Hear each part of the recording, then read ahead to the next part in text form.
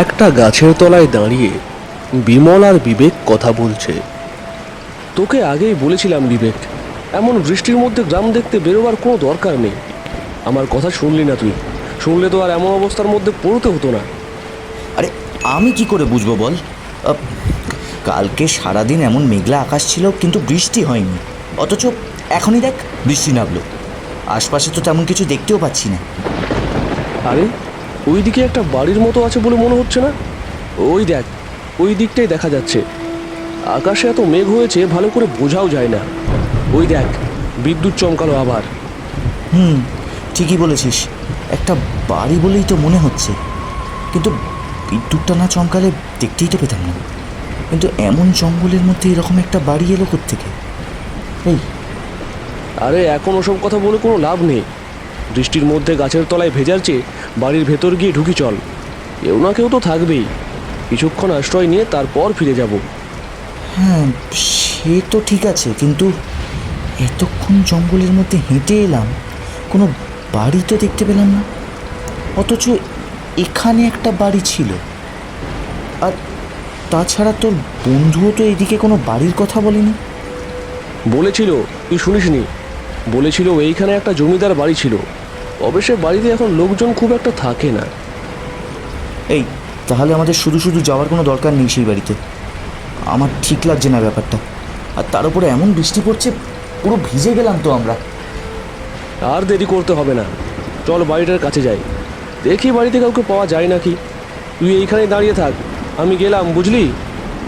বিবেক গাছের তলা থেকে বেরিয়ে আসতেই বিমল আর বিবেক দুজনে মিলে জঙ্গলের সেই বাড়িটার দিকে এগোতে লাগলো। এবার তারা বাড়িটার সামনে এসে দাঁড়ালো। বাড়িতে কেউ আছো?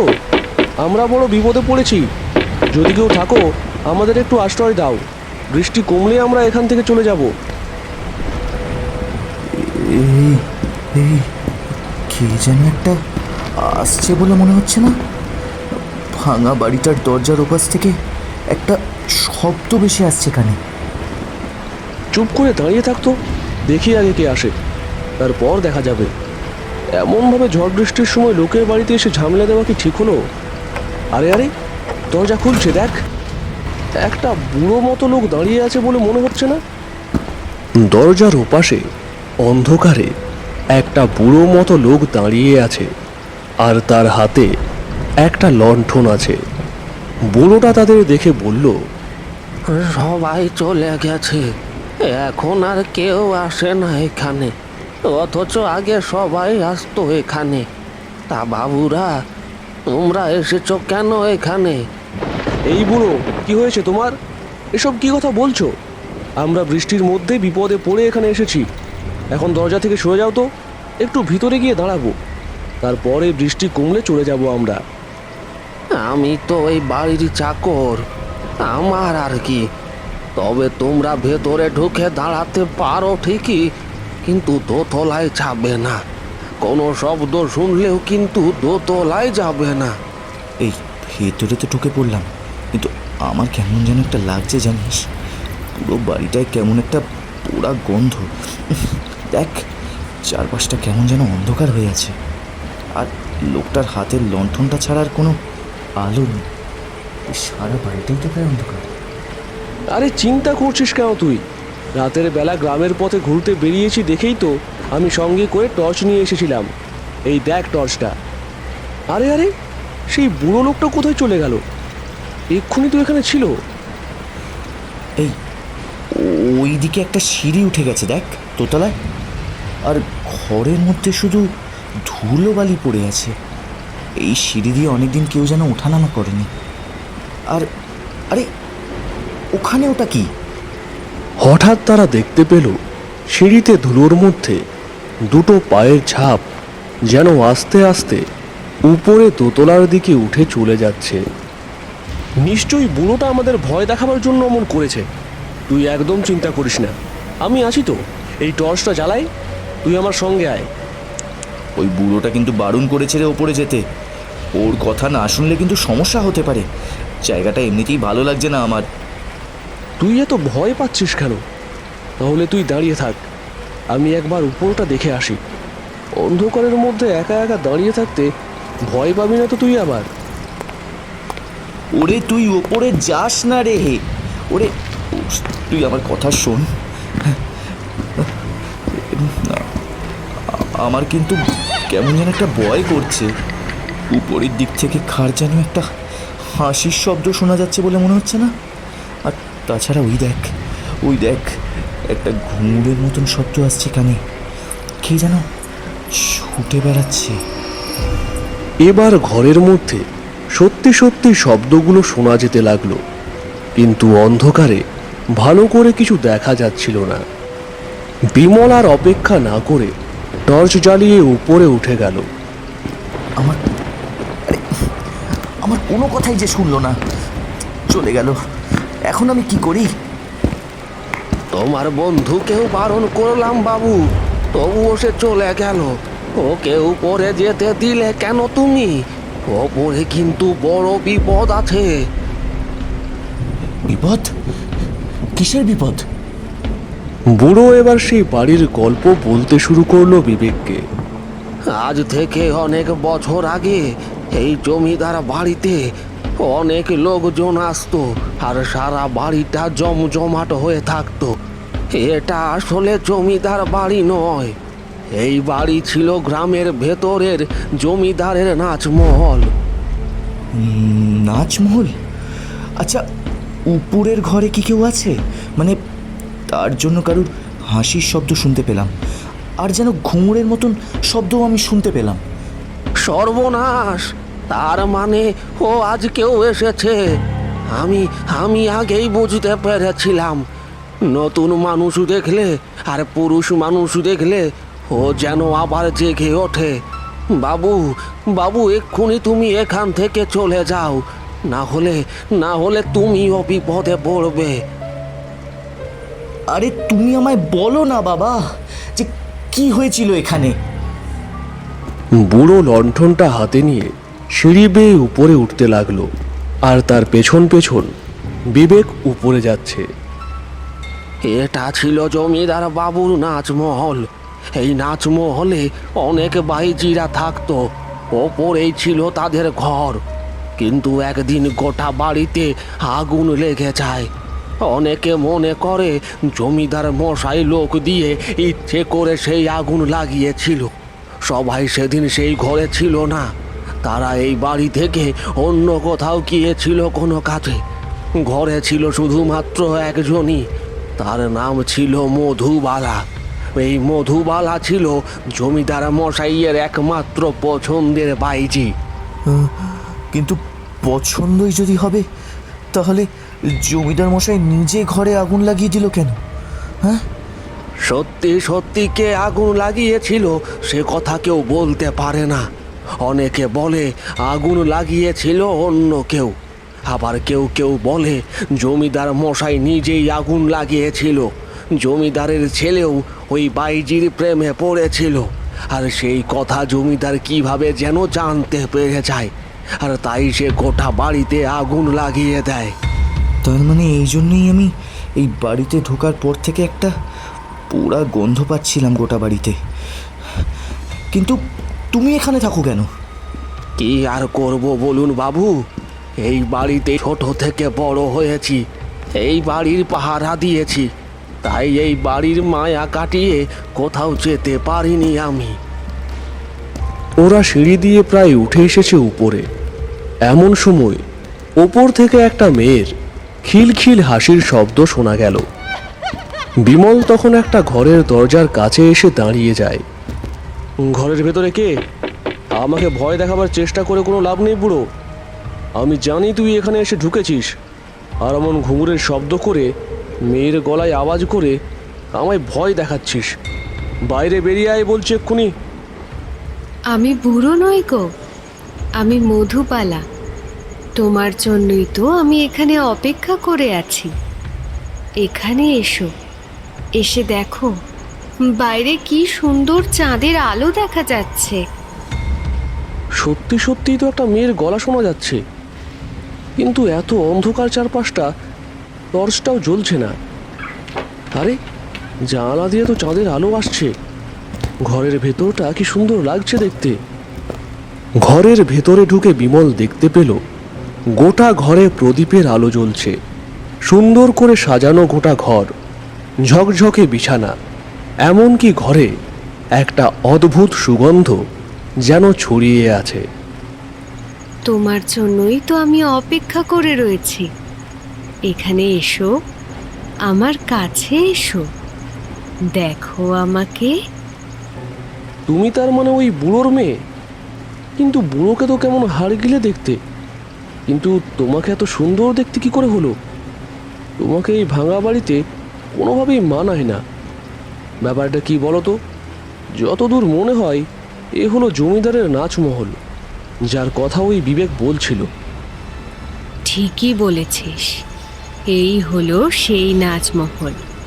আর এইখানেই আজকে এসে তুই ঢুকেছিস। এখান থেকে আজকে আর তুই ফিরে যেতে পারবি না। যেভাবে আমাকে আগুনে পুড়ে মরতে হয়েছিল, এইভাবেই তোকেও আজকে মরতে হবে। এইসব কি বলছিস তুই? আরে আরে, ঘরের ভেতরটা কেমন যেন বদলে যাচ্ছে। এ কি, এ কি, গোটা ঘরের মধ্যে কালো কালো দাগ এলো কি করে? আর আর আমি এ কি দেখছি? একটু আগে একটা সুন্দর মেয়ে দাঁড়িয়েছিল এখানে, সে সে কোথায় গেল? এমন সময় সিঁড়ি দিয়ে বুড়োর সঙ্গে বিবেক ওপরে উঠে এসেছে। বিবেক এবার চিৎকার করে উঠল। বিমল, ওখান থেকে চলে আয়, চলে আয় তুই। ঘরের ভেতরে যাকে দেখতে পাচ্ছিস সে কিন্তু মানুষ নয়। ও আজ থেকে অনেক বছর আগে মারা গেছে আগুনে পুড়ে। তুই বাইরে আয়। কিন্তু আমি যে ঘর থেকে বাইরে বেরোতে পারছি না। আমায় আমায় বাঁচা বিবেক, আমায় বাঁচা। আগেই বলেছিলাম আমার কথা শুনতে বাবু। যদি আমার কথা শুনতে তাহলে এমন হতো না। তুমি এক্ষুনি এখান থেকে চলে যাও বাবু। তোমার বন্ধুকে বাঁচাতে পারবে না। মধুবালা একবার যাকে ধরে তাকে কিন্তু এত সহজে ছাড়ে না। মধুবালা হোক আর যাই হোক, ওকে আমি কিছুতেই বিমলের ক্ষতি করতে দেব না। বিমল, আমি আসছি, দাঁড়া। এত বড় সাহস তোর! মধুবালার হাত থেকে কেড়ে নিয়ে যাবি? ঘরে ঢুকতেই পারবি না তুই। তারপর তো বাঁচাবি তোর বন্ধুকে। এমন সময় দরজাটা হঠাৎ করে বন্ধ হয়ে গেল, আর সঙ্গে সঙ্গে ঘরের ভেতর দাউ দাউ করে আগুন জ্বলে উঠল। আর তার মধ্যে দাঁড়িয়ে রয়েছে পুড়ে কালো হয়ে যাওয়া একটা মেয়ে। তার গায়ে রয়েছে শাড়ি। তোদের মতো দুই পুরুষ মানুষের জন্য আমাকে মরতে হয়েছে। ওই জমিদার আর তার ছেলে দুজনেই আমার প্রেমে পড়েছিল, কিন্তু আমার তো কোনো দোষ ছিল না তাতে। আমি তো কিছু করিনি, তাহলে আমায় মরতে হলো কেন? আমায় আমায় ছেড়ে দাও, আমায় ছেড়ে দাও। আমি তো কোনো ক্ষতি করিনি। আমি আর কোনোদিনও এখানে আসবো না। আমাকে আমাকে এখান থেকে যেতে দাও, আমাকে এখান থেকে যেতে দাও। কোনোভাবেই তুই এখান থেকে যেতে পারবি না। এইবার দেখ তোরা, এইবার দেখ এই সর্বনাশী আগুন কিভাবে একটু একটু করে তোদেরকে খেয়ে ফেলে। এটা কি হচ্ছে? ঘরের ভেতর আগুন বেড়ে যাচ্ছে তো। উফ, কি গরম! আমার গোটা শরীরটা পুড়ে যাচ্ছে। বিবেক, বিবেক, বুড়ো, তোরা কোথায় গেলি? তোরা আমায় বাঁচা। ও আমায় মেরে ফেললো রে। আহ আহ বিবেক ঘরের বাইরে থেকে দরজার ওপর বারবার ধাক্কা দিচ্ছে আর চেষ্টা করছে ঘরটা খোলার, কিন্তু পারছে না সে। তুমি ভুল করছো বাবু, তুমি ভুল করছো। মধুবালার হাত থেকে তুমি ওকে কিছুতেই বাঁচাতে পারবে না। তুমি নিজে বাঁচতে চাইলে এখান থেকে চলে যাও, এখান থেকে চলে যাও। না হলে তোমার অবস্থাও কিন্তু আমার মতোই হবে। মানেটা কি? তুমি একটা জ্যান্ত মানুষ হয়ে এই বাড়িতে থাকতে পারছো যখন আমরা এখানে থাকতে পারবো না? আমি এখান থেকে আমার বন্ধুকে বাঁচিয়ে নিয়ে যাবই। কে বলেছে বাবু আমি জ্যান্ত মানুষ হয়ে এখানে আছি? জ্যান্ত মানুষ হয়ে এখানে থাকা যায় না। এখানে থাকতে গেলে তাকে মরতে হয়। এবার লণ্ঠনটা নিচে নামিয়ে রাখলো সেই বুড়ো, আর বিবেক দরজার দিক থেকে মুখ সরিয়ে তাকালো এবার তার দিকে। সে কি, বুড়োটার জায়গাতেই নরকঙ্কালের মতন মূর্তিটা এলো কোথা থেকে? এই বাড়ির মায়া তো কোনোদিনও কাটাতে পারিনি, তাই পুড়ে যাওয়ার পরেও বারবার ফিরে এসেছিলাম এইখানে। আর তখনই একদিন ওই মধুবালা সুযোগ পেয়ে আমার গলা চেপে ধরে মেরেছিল। কি কষ্ট যে হয়েছিল বাবু! এই দেখুন, এই দেখুন, এখনো গলায় দাগ আছে।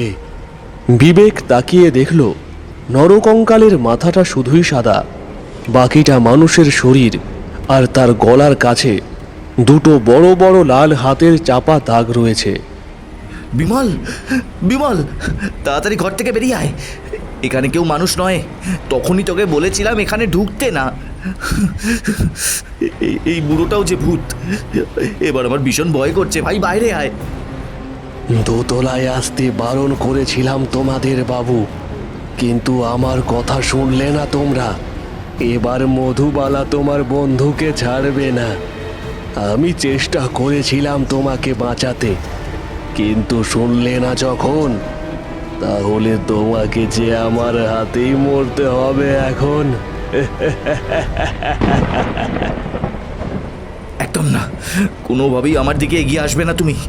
আমায় ছেড়ে দাও, ছেড়ে দাও বলছি। ঘরের ভেতরে বিমলের গোটা শরীরটা আগুনে দাউ দাউ করে পুড়তে শুরু করেছে। আমায় আমায় মারতে পারবি না তুই। আমি আমি এখান থেকে বেরিয়ে যাব, কিন্তু কিন্তু দরজাটা খুলছে না কেন? বাঁচাও, বাঁচাও! আমার আমার গোটা শরীরটা যে পুড়ে গেল। কেউ কেউ বাঁচাও আমায়! আহ আহ কেউ বাঁচাবে না তোকে। সেদিন আমাকেও যেমন কেউ বাঁচায়নি, তোকেও আর এখান থেকে কেউ বাঁচাবে না। তুই আর পালাতে পারবি না এখান থেকে। আগুনে পুড়তে পুড়তেই বিমল পুড়ে গেল ঘরের ভেতরে। আর এমন সময় আগুনের মধ্যেই দেখা গেল কালো একটা মূর্তি দাঁড়িয়ে আছে, শুধু মাঝে মাঝে খিলখিল করে হাসছে। আমি এটা কিছুতেই হতে দেব না। যেভাবেই হোক আমি এখান থেকে পালাবই। আরে, দোতলার ওই পাশে একটা জানলা না খোলা আছে বলে মনে হচ্ছে। বাবু, অনেকদিন জ্যান্ত মানুষ এই বাড়িতে আসেনি। এই আমার দুটো হাত দিয়ে অনেক মানুষ মেরেছি, এইবার তোমাকেও মারবো। কথাটা বলতে বলতেই বুড়োটা সেই দুটো হাত তুলে এগিয়ে এলো বিবেকের দিকে, আর বিবেক ছুটে গেল জানালার দিকে। এখানে বসে বসে বুড়োর হাতে মরাচ্ছে, আমি জানলা দিয়ে লাফিয়ে চলে যাই। জানলা থেকে লাফিয়ে পড়ে যদি ভাগ্য ভালো থাকে হাত পা ভাঙলেও প্রাণে তো বেঁচে যাব। এবার বিবেক জানালা দিয়ে লাফিয়ে পড়ে জঙ্গলের মধ্যে পড়ল। তুই চলে গেলি, কিন্তু তোর বন্ধুকে আজ এই বাড়িতেই মরতে হবে। চলে যা, চলে যা, আর কোনোদিনও আসবি না এখানে। চলে যা বলছি এখান থেকে। আর কোনো দিকে না তাকিয়ে বিবেক জঙ্গল থেকে কোনো রকমে উঠে ছুটতে ছুটতে গ্রামের ভেতরে গিয়ে ঢুকলো। পথে দেখা হয়ে গেল ওদের এক বন্ধুর সাথে। তোরা আসছিস না দেখে আমি তো ভয় পেয়ে গেছিলাম। এখনই গ্রামের লোকজন নিয়ে তোদের খুঁজতে যাব বলে ভেবেছিলাম, কিন্তু এত রাত হয়ে গেছে। বিমল কোথায়? আর তোর এমন অবস্থা কেন? কি হয়েছিল তোদের সাথে? সমস্ত কথা পরে বলবো তোকে। এক্ষুনি চল, এক্ষুনি লোকজন নিয়ে এই জঙ্গলের মধ্যে বাড়িটাতে যেতে হবে। ওখানেই আটকে পড়ে আছে বিমল। আরে কি বলছিস তুই? দাঁড়া দাঁড়া, জঙ্গলের মধ্যে বাড়ি মানে জমিদারের নাচমহল, তাই তো? ঠিক বলেছিস তুই। ওই যে বলেছিলিস না জঙ্গলের কাছে একটা জমিদারের নাচমহল আছে, সেটার কথাই আমি বলছি। আরে আমার ভুল বলা হয়েছে। নাচমহল একসময় ওখানে ছিল বটে, কিন্তু বছরখানেক আগে প্রচণ্ড ঝড় বৃষ্টিতে একদিন রাতে বাড়িটা ভেঙে পড়ে। আমি বলতে ভুল করেছি। আসলে আমিও তো গ্রামে খুব একটা থাকি না। তাহলে আমরা যে বাড়িটায় ছিলাম সেটা কি? আমরা তো এই বাড়িটাতেই ছিলাম, আর একটা বুড়ো লোক ছিল, তার সঙ্গে মধুবালা বলে কেউ একটা ছিল, জানিস তো? বিবেকের কথা শুনে তার বন্ধু অবাক হলো। তারা এবার কিছু লোকজন আর আলো নিয়ে তখন সেই বাড়ির কাছে গিয়ে পৌঁছায়। ওই দেখ, জায়গাটা কেমন ভাঙা ধ্বংসস্তূপ হয়ে রয়েছে। এইখানে তুই নাচমহল খুঁজে পেলি কোথায়? কিন্তু একটু আগেও তো ওখানে একটা বাড়ি ছিল। আরে আরে ওই যে ওইখানে ধ্বংসস্তূপের মধ্যে কে যেন চাপা পড়ে আছে বলে মনে হচ্ছে না? ওরা সবাই মিলে একটু এগিয়ে গিয়ে দেখল সত্যি সত্যি ধ্বংসস্তূপের মধ্যে পোড়া একটা শরীর পড়ে আছে। আরে এটাই তো বিমল।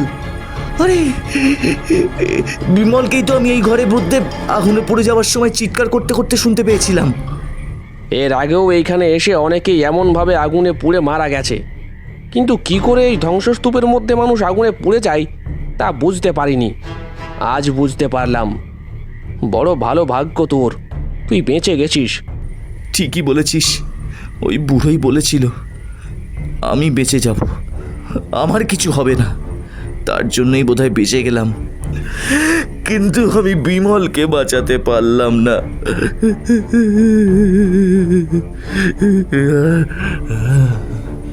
বিবেক এবার তার সঙ্গে থাকা লোকজনকে বলতে লাগলো, তোমরা ওকে বার করো। কি আর করা যাবে, ওর মৃতদেহটাকে আগুনে পুড়িয়ে দিতে হবে। একটা বুড়ো এখানে ছিল, সেই বাড়িটাকে পাহারা দিত। তারপরে কে যেন তাকে গলা টিপে মেরেছিল। একদিন ওই বাড়ির দোতলায় অনেক দিন পর তার পচা গলা দেহ উদ্ধার হয়।